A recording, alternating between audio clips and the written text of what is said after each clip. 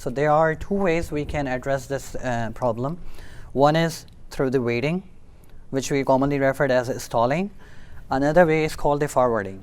So this discussion is being discussed in section number 4.6 and 4.8 on your book. If you want to go into details, you can go through these sections.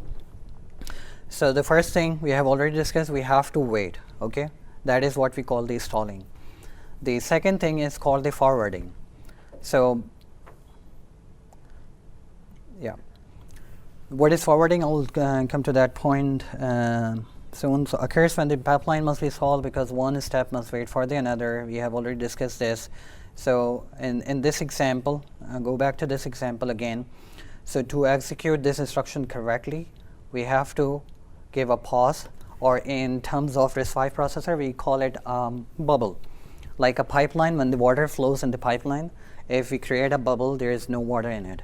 Okay, so there is no valid data in it. Similarly, when we do not execute anything in it, we call it like creating a bubble or just stalling the cycle.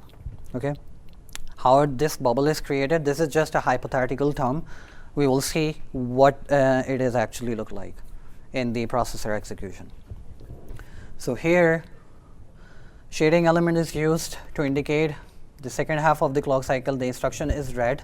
Again, whenever we are reading the data, either from memory or from register, it will be just a convention that we will be reading in the second half of the clock cycle. Okay. So here it is highlighted complete because it's just combinational elements. Memory is not used in these R-type instructions, and write back phase is highlighted the first half because we write during the first half of the clock cycle. Okay, so whenever you see a diagram like this, you know why a particular half is highlighted. Okay? Yep. Can you repeat one more time with the instruction, the IF and the ID? IF is the instruction fetch phase, the very first phase. Why is it shaded again? So it's shaded in the second half because I mentioned that whenever we want to read data or the instruction from the memory or the register, the read always occurs in the second half of the clock cycle. Okay? So this is what I mentioned here.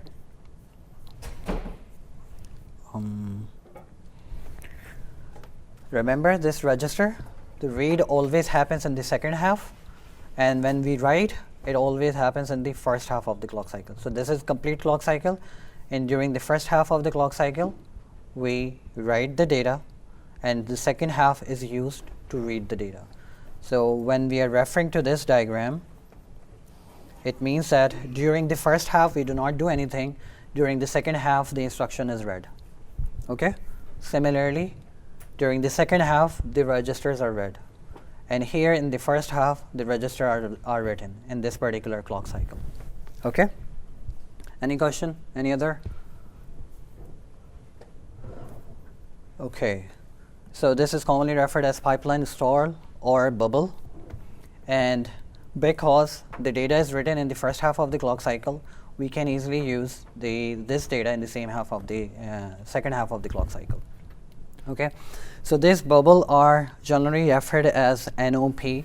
So when the code is compiled, it will see the dependency. The compiler will see the dependency and add NOP. NOP corresponds to no operation. So no operation is also an instruction. It could simply be, let's say, add x0, x1, x2. So whatever you want to write into x0, it will not make any sense. It will still remain 0.